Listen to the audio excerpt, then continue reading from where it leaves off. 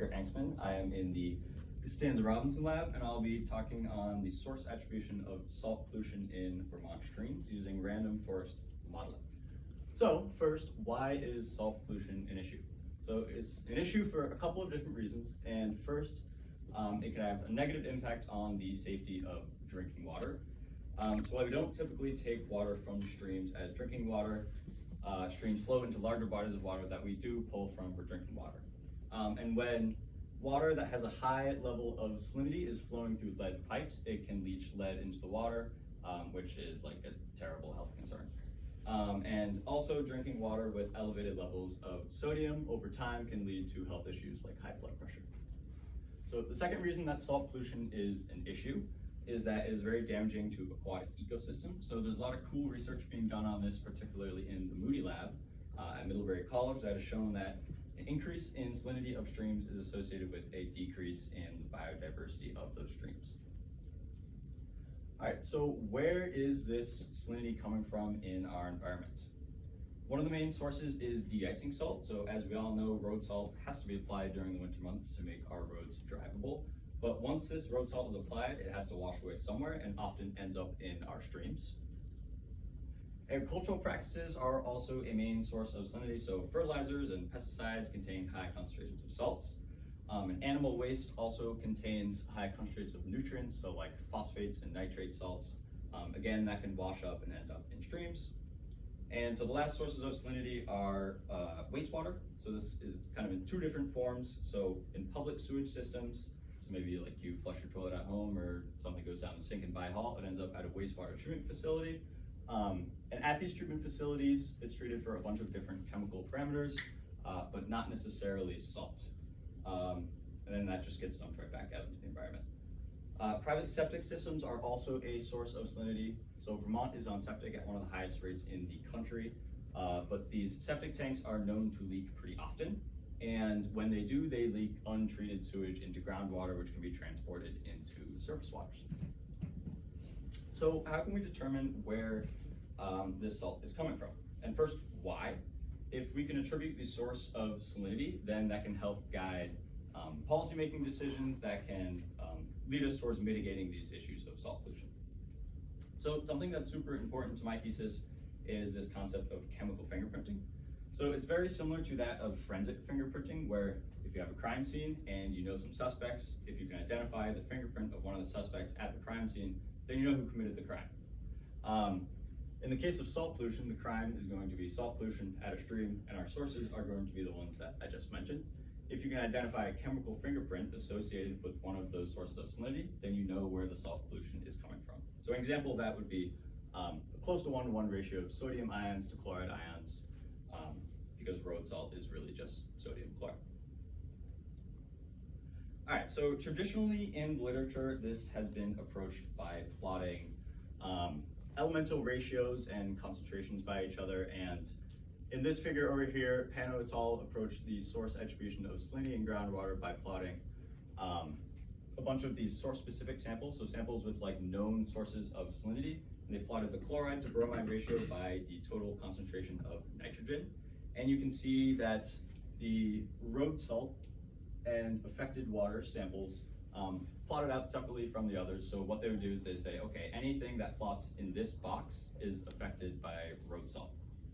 And this is a pretty cool method, kind of like a cool initial attempt at source attribution, but it's pretty limited in that it only uses 2 axes. If you start to expand this to 3, 4, 5 axes, then it's gonna get super complex. You can't just draw these circles and plot and say, okay, road salt. And when we do that, we lose a lot of chemical data. As researchers, we spend a lot of time collecting data, so we want to actually use all of that data. And similarly, it's just not very efficient because you have to figure out like, okay, which axes actually separate our different sources of salinity. And we have to draw these circles and figure out, okay, where do our like environmental samples plot?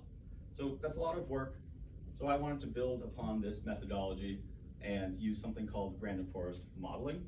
And what this is, in brief, is a machine learning model that works on a network of decision trees. So you train a bunch of decision trees based off of source-specific data with kind of known labels or known sources of salinity, and then you use all of those trees on environmental samples that have unknown sources of salinity to make predictions on which sources of salinity are present. And this is really useful because you can use as many variables as you want. It has very high predictive accuracy, and it's going to be very sensitive to like small kind of variations in chemical fingerprints. So now that we have some background, I can talk a little bit about my methodology. So the first thing I did was collect a bunch of these source-specific samples, so samples that are representative of the different sources of salinity, and then I subject them, along with all of my lab partners, to a bunch of physiochemical analyses.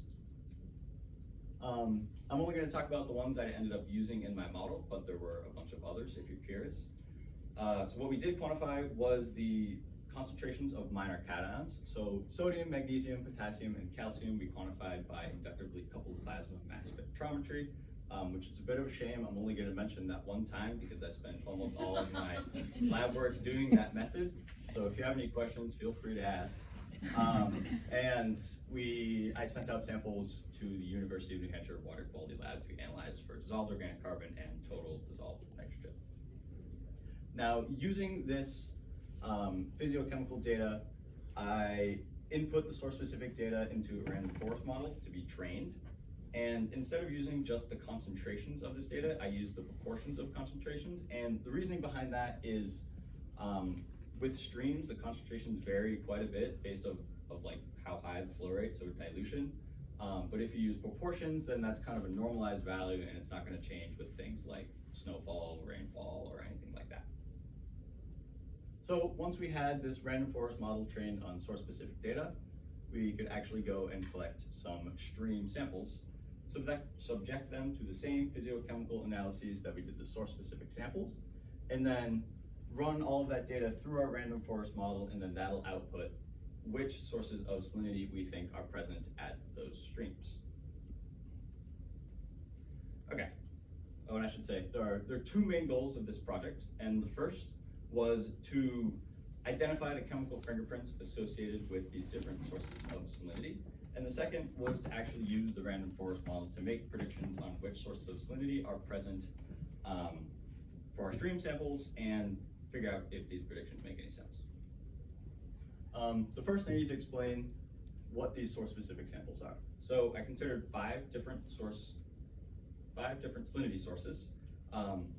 The first one was de-icing salts. So what I did to collect these samples was literally go out on the roads after a snowstorm and put on some gloves and collect pieces of salt, dissolve them in some water in the lab. For agricultural runoff samples, I contacted some farmers, went to a couple different farms and collected samples from tile drains. And for wastewater effluent samples, I visited 2 different wastewater treatment plants and collected 3 samples of treated wastewater from each. And then for septic effluent samples, what I did is I didn't really want to go like digging in the ground at people's home septic tanks and collecting samples. So I collected like wastewater influent samples, so just raw untreated wastewater at the same wastewater treatment facilities. And then lastly, I collected samples that represented natural sources of salinity, and these samples were from a stream that we know has no anthropogenic inputs of salinity. All right, so what we're looking at here is visualizing some of the chemical data associated with our source-specific samples. So we see the scaled averages of all of the chemical parameters by source-specific sample type, and the y-axis represents the standard deviations above or below the mean of all source-specific samples.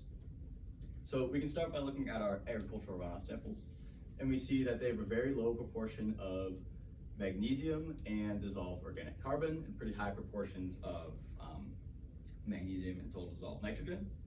Looking at our natural sources samples, again, they have a very low proportion of sodium, but a high proportion of calcium and DOC. And then our salt samples are really just characterized by a high proportion of sodium, which makes sense because it's just sodium chloride dissolved in water. And then our septic effluent and wastewater treatment plant effluent samples have a pretty similar kind of bar chart profile is the word I like to use for these plots, with the main difference being that the DOC and total dissolved nitrogen proportions are flipped. All right, so now that we know where this source-specific data is coming from, we can start to look at the random forest model that I built. So to understand a random forest, you need to understand what a decision tree is. And it's pretty simple in terms of what it is. It's just a flowchart-like structure in which each internal node, so all of these boxes up here, represents a decision based on the input features. So the input features in this case are going to be all of our chemical variables that I've talked about.